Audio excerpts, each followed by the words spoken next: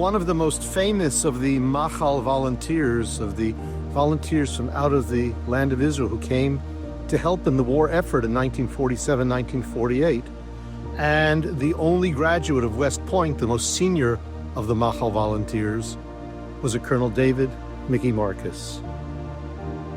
His story is a rather tragic one. He was recruited by David Ben-Gurion, a veteran of World War II in the American Army, trained in West Point. His knowledge, his experience were desperately needed by the fledgling Israeli Haganah, now becoming the IDF, the Israel Defense Forces. David Marcus became Ben-Gurion's military advisor and played a key role in organizing the army for the battles of the War of Independence.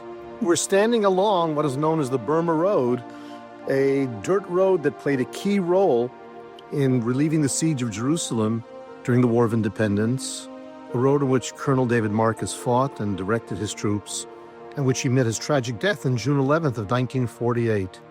He had left the camp momentarily to relieve himself, following the needs of nature.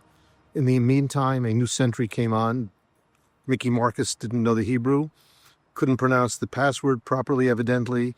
In any event, the sentry, who had now replaced the sentry that saw Mickey Marcus leaving the camp, didn't realize that it was their commander and the American officer who was coming back into the camp. And tragically, David Marcus was killed by an Israeli sentry on June 11th along this road, along the Burma Road. Now, the Burma Road is a road that saved Jerusalem, a fascinating story in its own right, but a story that played a key role in the life and the ultimate tragic death of David Mickey Marcus. Israel is beautiful.